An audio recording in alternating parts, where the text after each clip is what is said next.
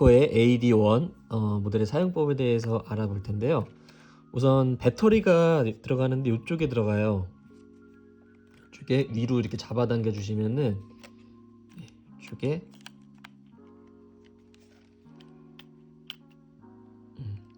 LR44 쉽게 구하실 수 있어요. 되게 굉장히 저렴한 가격에 인터넷에서. 여기 두 개가 이쪽에 이렇게 들어가고요.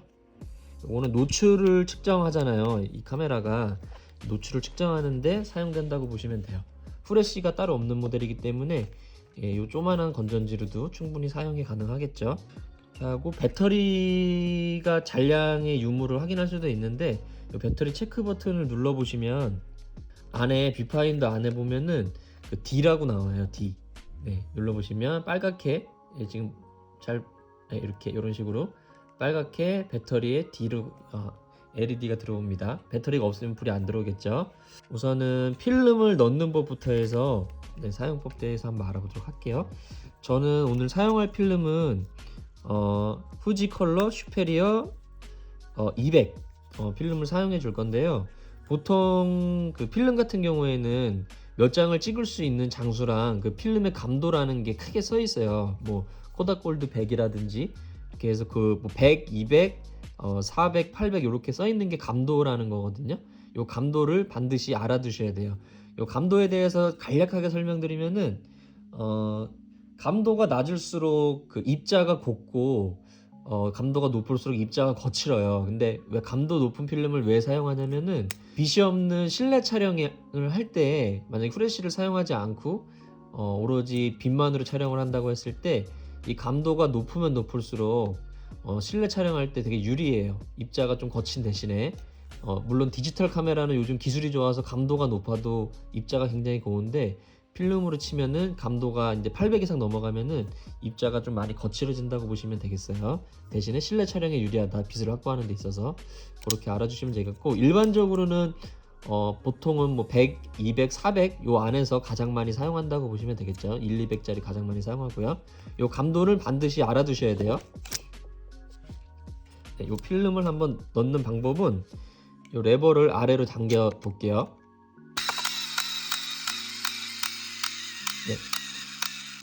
네. 필름을 위아래로 당기면 이거 이따 설명드리겠지만 와인딩 레버가 자동으로 다 풀립니다. 이따 설명드릴게요. 여시면은 이렇게 돼 있고요.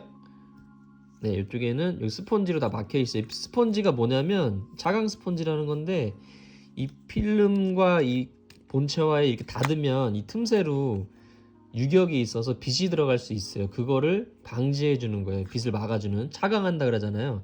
차광 스펀지라고 하고요. 이게 만약에 뭐 전문 샵에서 구입하시면 교체를 해서 드릴 텐데, 만약에 중고 거래로 사셨거나 하시면 이게 아마 엄청 지저분할 거예요.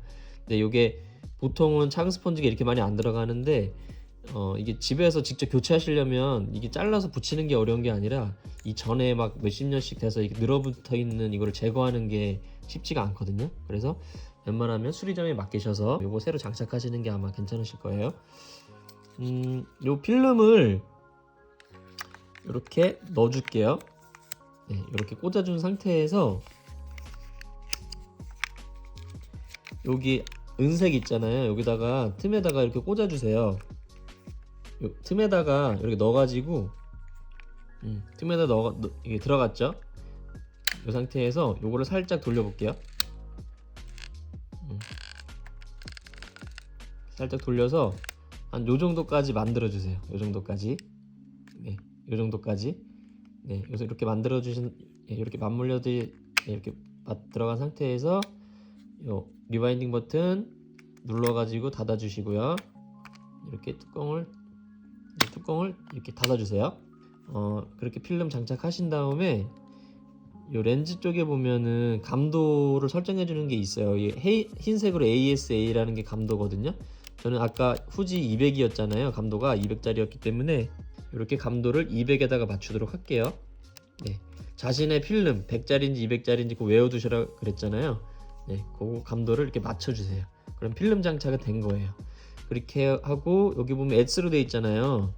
요게 이제 1까지 나오게 셔터를 날려줄 텐데, 공 셔터를 날려주시는 방법은 보통 카메라들 같은 경우에는 요렇게 와인딩하고 누르게 돼 있는데 요 AD1 같은 경우에는 이게 자동이에요.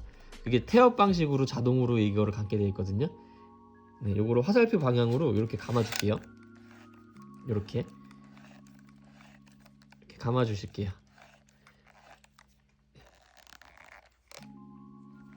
네, 이게 굉장히 재밌어요. 이게 이렇게 또 찍는 재미거든요. 이렇게 감아 주시면은 여기 초록색 나오죠. 이 초록색이 여기 꽉 찰 때까지 감아 주세요.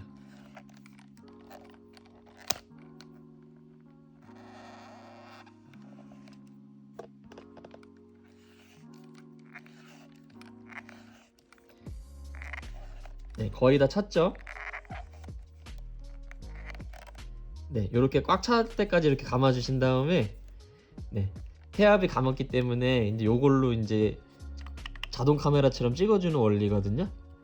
이거를 이제 요게 S로 돼 있는데 한 번, 두 번 눌러주시면 카운터가 이리 와요. 그러면 이제 모든 필름 장착이 됐고 촬영 준비가 된 거예요. 요거를 왜 공셔터를 두 번 눌러주냐면은 요쪽 필름 넣을 때 이만큼이 빛에 노출이 됐잖아요. 그 부분은 빛에 노출이 됐기 때문에 사용을 못해요. 그래서 공셔터를 날려가지고 요쪽에 있는 새 필름을 요쪽으로 다시 재장전을 해주는 그런 과정이라고 보시면 되겠고, 촬영을 했더니 파란색이 줄어들었죠. 네, 그래서 틈나는 대로 이렇게 감아주세요.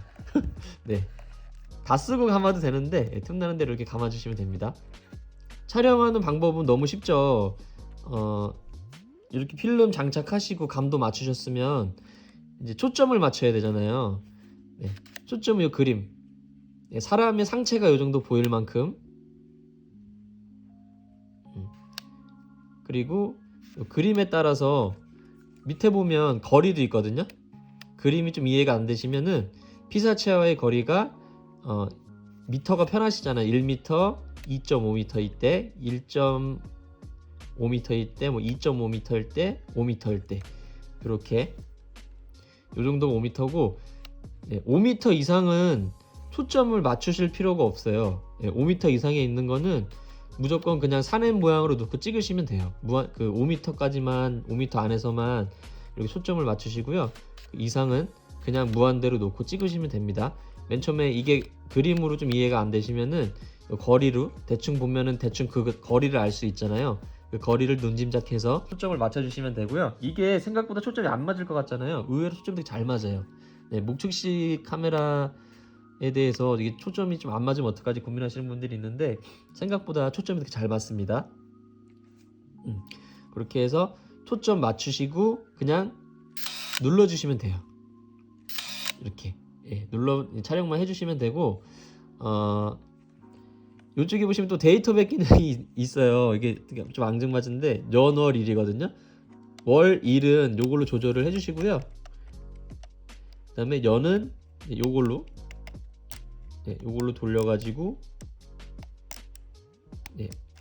조절을 해주시면 되는데, 지금 이게 최대 93년까지밖에 지원을 안 하는데, 근데 요게 숫자를 조합해가지고 뭐 93년도까지밖에 없지만 숫자를 조합해가지고 이렇게 해서 자기만 알아볼 수 있는 암호식으로 그렇게 인쇄를 하셔서 사용하셔도 돼요. 네. 그리고 요거는 데이터백을 사용할 건지 안 할 건지, 데이터백을 끄면은 사진만 나오고 날짜는 안 찍혀 나오고요. 데이터백 키시면 날짜도 같이 찍혀 나온다고 보시면 되겠죠. 네. 그렇게 해서 데이터백 이걸로 되게 앙증맞죠 사용해 주시면 되고, 셀프 타이머는 요 레버를 아래로 잡아당기신 다음에 셔터를 누르시면은 작동이 됩니다. 자동으로. 네, 이렇게 작동이 되고요.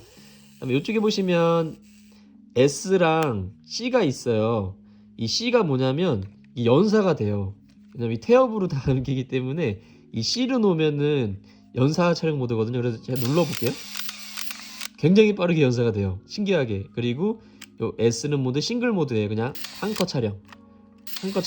요 모드가 두 가지가 있는 것도 굉장히 특이한 점이라고 할 수 있겠죠. 촬영하다 보면 이 초록색이 다 따랐잖아요. 이거를 다시 채워주셔야 됩니다. 이렇게 돌려가지고. 네.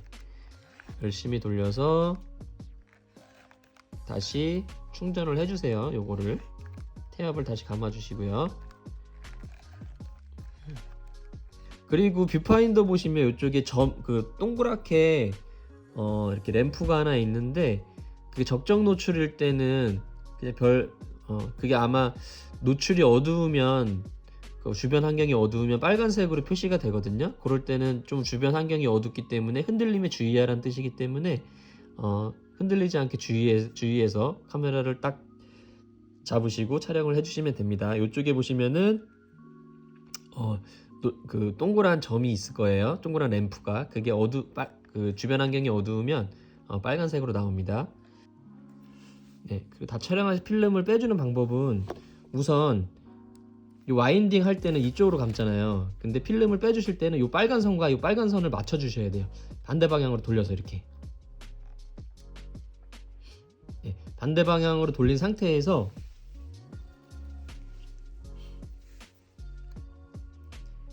요거를 눌러주세요. 쇠 막대기를.